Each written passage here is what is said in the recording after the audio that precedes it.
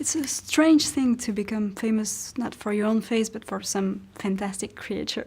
How does it feel, really? I don't really think about it like that. I mean, I suppose from the outside it may seem a strange thing, but what I love about acting is creating characters, and you know, it goes back to when I started as a theatre actor, and really in all the films that I've done, the art of becoming something else has never been a strange thing for me, and what I wanted to do, because I'd rather do that to be able to say something about the human condition. It frees me up. I've always found it a very liberating thing to do, rather than, and it's not hiding behind a mask. I don't think it's more being able to search for something that is something truthful about the human condition. But this offers huge potential, because you can travel a long distance and disappear completely into a character. So for me, philosophically, as an actor, it's a great journey. I mean, I think in the past people have thought, oh, well, is it a particular type of acting? You know, is it? Do you have to act any differently? And you don't. It's embodying a character, and as you would if I was playing, you know, with a costume on. It's exactly the same. It is literally another lot of cameras filming you in a slightly different way. That's all. But the actual recording is the end result is exactly the same. It's nuanced, emotional performances as you would have with any live action work. Mm-hmm. The difference between, if you compare the original Planet of the Apes, for example, they would have had to come into makeup 3 o'clock in the morning and have layers of latex and rubber and paint and wigs and you know, and then very heavy costumes and so on.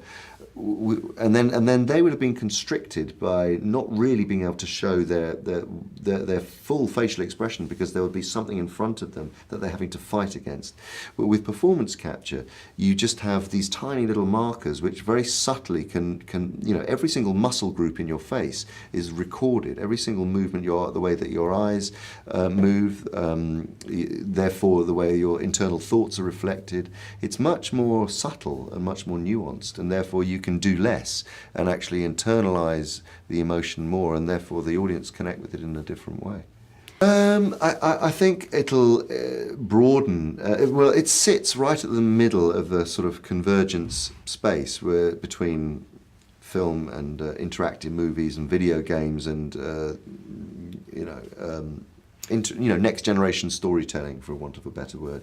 It means that you can perform a character that can, for instance, in the live theatre environment or a rock festival, you could have musicians with performance capture markers on, and they can be projecting real-time avatars onto screens. You could have combinations of theatre events with, you know, performance capture. I think it's going to be it's a really exciting time.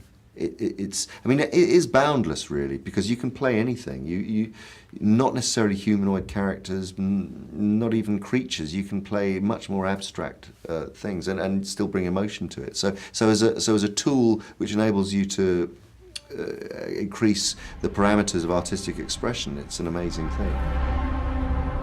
Mais vous tous, vous savez ce que nous avons à combattre. Je dois parler à César!